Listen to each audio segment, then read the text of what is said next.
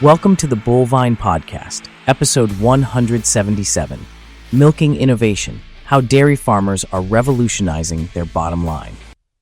Today, we're diving into the cutting-edge strategies that are transforming the dairy industry. From feed hacks to tech investments and sustainability measures that actually pay off, we've got a jam-packed episode that's sure to get your gears turning. So grab your favorite dairy snack, settle in, and let's get moving with Bella and Douglas. Welcome, dairy enthusiasts, to another exciting episode of the Bullvine Podcast. I'm your host, Bella, joined by my partner in all things bovine, Douglas. Today, we're diving utter first into a topic that's got the whole industry buzzing: how dairy farmers are slashing costs and supercharging herd health with a little help from their nutritionists. Douglas, why don't you give our listeners a taste of what we're chewing on today? Thanks, Bella. Folks, if you've been feeling the squeeze from sky-high feed costs and margins thinner than skim milk, you're not alone. But here's the good news. We're about to explore some innovative strategies that could have you pocketing an extra $126 per cow annually. From citrus pulp to carbon credits, we're covering it all. So grab your favorite milk-based beverage and settle in for a deep dive into the cutting edge of dairy farming. Ooh, I like the sound of that extra cash per cow. Let's start with a story that really caught my eye. Mike Larson, a third-generation dairyman from Wisconsin, had a pretty dramatic change of heart about his nutritionist. Douglas, can you tell us more? Absolutely, Bella. Mike's story is one we're hearing more and more these days. He used to see his nutritionist as just another expense, another bill to pay. But now, well, in Mike's own words, he's why we're still in business and making a profit. It's a perfect example of how the right partnership can turn things around on a dairy farm. That's fascinating. It really shows how important it is to have the right team in your corner. So Douglas, what exactly are these nutritionists doing that's making such a big difference? Well, Bella, it's not just about formulating feed anymore. These nutritionists are becoming strategic partners in the business.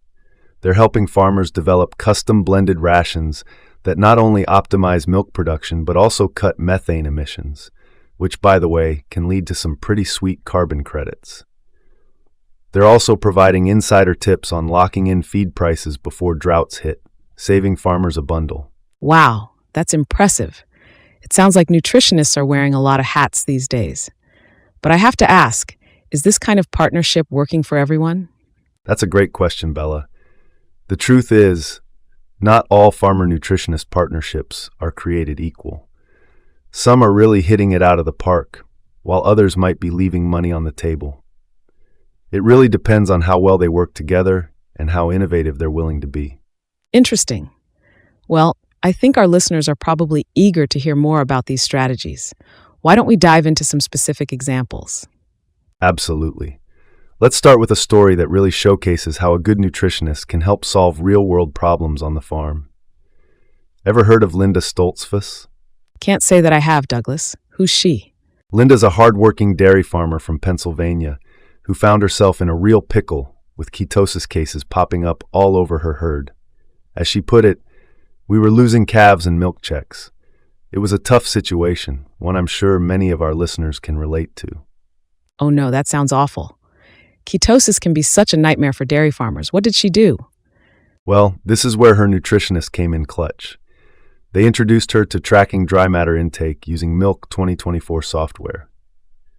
Now, I know what you're thinking. More tech, more hassle, right? You know me too well, Douglas. I can already hear some of our more traditional listeners groaning. Well, hold on to your milking caps because the results might change your mind. With just 3 hours a week of using this software, Linda saw some remarkable changes. We slashed ketosis by 25% and saved $28,000 in vet bills last year alone. Holy cow, that's incredible. $28,000 in savings? That's not just a drop in the milk bucket, that's a whole lot of moolah. Nice one, Bella. But you're absolutely right. It's a perfect example of how a little investment in the right tools and expertise can pay off big time. It really is. But I have to ask, Douglas, what about farmers who might be hesitant about investing in new technology? I mean, not everyone has the cash lying around for fancy software or equipment. That's a fair point, Bella. Let's talk about that NIRS forage analyzer that's been catching a lot of attention lately. It's got a pretty hefty price tag of $12,000. Now, I can practically hear some of our listeners choking on their coffee at that number. I might be one of them. That's a lot of money for a piece of equipment. It is, but here's where it gets interesting. Research from Penn State shows that farms can recoup that cost in just 8 months by cutting down on feed waste. It's all about looking at the bigger picture and the long-term benefits. 8 months? That's actually a pretty quick turnaround. But what about smaller farms? Surely they can't afford to shell out that kind of money. You'd be surprised, Bella. There are some creative solutions out there. For instance, Dairy Farmers of America is doing something pretty innovative with co-op nutritionists. They've got 14 Midwest farms teaming up to share the cost of a top-notch nutritionist at $150 an hour. It's a way for smaller operations to get premium advice without breaking the bank. Now that's what I call teamwork. It's great to see farmers coming together like that. Speaking of creative solutions, I heard you had some interesting feed hacks to share with us. Care to spill the beans? Or should I say spill the feed? Oh, I've got some feed hacks that'll make your head spin faster than a calf chasing its tail. Let's start with what our friends down in Florida are doing.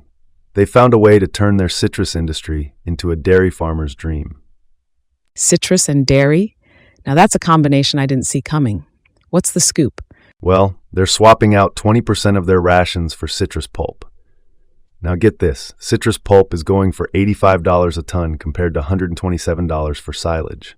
That's a pretty sweet deal if you ask me. That is a juicy saving, but I'm guessing not everyone has access to citrus pulp. What about our listeners in other parts of the country? Great point, Bella. Let's mosey on over to Idaho, where they're turning potato waste into profit. They're saving $68 per ton while maintaining milk yields. As they say, that's no small potatoes. Oh, Douglas, that was terrible, but the savings sound amazing. Any other creative feed solutions? You bet. Up in Vermont, Green Meadow Farm is partnering with a local cidery to use apple pomace in their feed. They're raking in $16,000 in annual savings. Who knew fruit waste could fatten up the bottom line like that? That's incredible. It really shows how thinking outside the box can lead to some major benefits. But Douglas, I have to ask, how are farmers finding these unconventional feed sources? That's where our nutritionist friends come in again, Bella. These aren't just happy accidents. They're strategic moves orchestrated by farmers working closely with their nutritionists to turn overlooked resources into valuable feed. So it's not just about what you feed, but who you're partnering with to make these decisions. That's fascinating. But I can already hear some of our listeners saying, that's great for Florida and Idaho, but what about my farm? You're right on the money there, Bella. The key takeaway isn't to copy these exact solutions. It's about looking at your local resources with fresh eyes. What's considered waste in your area? Maybe it's brewery leftovers, vegetable trimmings from a nearby processing plant, or that unusual crop your neighbor grows that no one knows what to do with. Your next game-changing feed solution might be hiding in plain sight. That's such great advice, Douglas. It really encourages our listeners to get creative and look for opportunities in their own backyards. Now, speaking of getting creative, I heard you had some insights on the tech side of things. Care to share? Oh, you bet I do, Bella. But I have to warn you, this might ruffle some feathers among our more traditional listeners. Now you've got me intrigued. Lay it on us, Douglas. All right, picture this. You're flipping through a rumen sensor catalog, feeling like you're choosing between your trusty old pickup and a shiny new Tesla. Is all this high-tech mumbo-jumbo worth it, or are we just being suckered by fancy marketing? I can practically hear some of our listeners nodding along to that sentiment. So what's the verdict, Douglas? Are these fancy gadgets worth it? Well, Bella, let me hit you with some numbers that'll make your milk meters spin. There's a 500-cow herd in Wisconsin that decided to take the plunge. They shelled out a cool $20,000 on sensors. That's a lot of cheese curds. You're not wrong there. But here's where it gets interesting. These gadgets drop-kicked subacute ruminal acidosis by 40%. For those who might have dozed off during vet school, that's like giving your cow's tummies a superhero shield. That sounds impressive, but I have to ask, did it pay off financially? Did it ever? They saved a whopping $33,000 annually in lost milk and treatments. That's right, the tech paid for itself and then some. Wow, that's a pretty compelling argument for embracing technology. But I can already hear some of our more experienced listeners grumbling, the back in my day crowd. Oh, I can hear them too, Bella. Back in my day, we didn't need fancy gizmos to know when a cow was off her feed. And you know what? They're not wrong. There's something to be said for that sixth sense you develop after years in the barn. Absolutely. So how do we reconcile that gut instinct with all this new technology? Well, I like how Dr. Emma Ruiz, a dairy nutritionist who's forgotten more about rumen pH than most of us will ever know, puts it, it's not about replacing gut instinct. It's about giving your eyes and ears digital backup. I love that perspective. It's not an either-or situation, but a both-and. Exactly, Bella. Think of it like this. You wouldn't try to run your farm with just your bare hands, would you? Of course not. You use tractors, milking machines, and other tools. These sensors are just another tool in your belt. A brilliant data-crunching tool that never sleeps and doesn't ask for overtime. When you put it that way, it makes a lot of sense. But I'm sure cost is still a big concern for many of our listeners. Any advice on that front? Absolutely. I'm not saying you should mortgage the farm to buy every blinking gadget, but if you're on the fence about investing in some tech, these numbers might tip you over. After all, in the dairy game, sometimes you've got to spend money to make money. That's great advice, Douglas. Now, we've talked a lot about feed and tech, but I know there's another hot topic in the dairy world right now: sustainability. How does that fit into all of this? Oh boy, Bella, you've just opened up a whole new can of worms. Or should I say, a whole new silo of silage. Sustainability is the elephant in the parlor these days. I see what you did there, Douglas. But seriously, I know it's a topic that's got a lot of farmers concerned. How are people balancing sustainability with profitability? Well, it's not always easy, I'll tell you that. Let's take methane reduction as an example. We've got this supplement called 3-NOP that can cut methane emissions by 30%. Sounds great, right? It does. That's a significant reduction. But I'm sensing there's a but coming. You've got good instincts, Bella. The but is that it can also lead to a 4 to 6% milk yield dip in high-producing Holsteins. Talk about a dairy farmer's Sophie's choice. Ouch, that is a tough one. So what are farmers doing? Are they just having to choose between being green and making green? Not necessarily. This is where our nutrition experts come in again. Dr. Ruiz has a trick up her sleeve. She says, we balance it with bypass fats. Is it perfect? Nope, but it's a start. That's fascinating. It really shows how complex these decisions can be. But is it worth it? Are farmers seeing any benefits from these sustainability efforts? Absolutely, Bella. Those carbon credits we mentioned earlier, they're not just feel-good stickers. They're cold, hard cash in your pocket. We're talking $50 a pop for carbon credits. Now that's something I think our listeners will perk up their ears at. It sounds like sustainability isn't just about doing good, but it can be good for business too. Exactly right, Bella. I like to think of it this way. You're no longer just a dairy farmer. You're a climate change superhero in rubber boots. And every superhero needs a sidekick. In this case, those bypass fats and carbon credits, helping you fight the good fight without hanging up your milk pail. I love that image, Douglas. Climate change superhero in rubber boots. That should be on a t-shirt. But jokes aside, it sounds like sustainability is becoming a crucial part of the dairy business. You hit the nail on the head there, Bella. This isn't just about doing what feels good. It's about staying ahead of the curve. Because let's face it, sustainability isn't just a buzzword. It's the future of farming. And the farmers who figure out how to go green without going into the red, they're the ones who'll be laughing all the way to the milk bank. That's such a great point, Douglas. It really drives home how important it is for farmers to be thinking about these issues.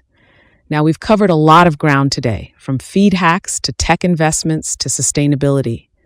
Any final words of wisdom for our listeners? Well, Bella, I'd say the key takeaway is this. The dairy game is changing, and it's changing fast. You can either ride the wave or get left in the dust. And let me tell you, dust doesn't pay the bills. No, it certainly doesn't. So what should our listeners do with all this information? I've got 3 action items for our listeners. First, call your nutritionist today. Not tomorrow, not next week. Today. Ask them about one new strategy you can implement this month. Second, reach out to your neighbors. Can you form a collective, pool resources, share knowledge? And third, investigate those policy perks we talked about. There's money on the table. Are you going to leave it there? That's fantastic advice, Douglas. It really gives our listeners a clear path forward.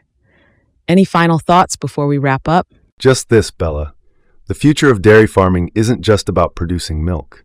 It's about being innovative, adaptable, and a little bit daring. It's about seeing opportunities where others see obstacles. You have the knowledge and the grit. Now it's time to combine them and show the world what real dairy innovation looks like. Wow, that's inspiring stuff, Douglas. I think our listeners have a lot to chew on after today's show. Thank you so much for sharing all these insights with us. And to our listeners, thank you for tuning in to another episode of the Bullvine Podcast. Remember, the cows won't milk themselves and the future won't wait. So get out there and make your mark on the dairy world. Until next time, this is Bella signing off. And Douglas, reminding you that the next great dairy success story might just be yours, with a little help from your nutritionist. Take care, everyone. And there you have it, folks. Another utterly fascinating episode of the Bullvine Podcast. We've covered a lot of ground today, from innovative feed solutions to game-changing tech investments, and even how to turn sustainability into cold, hard cash.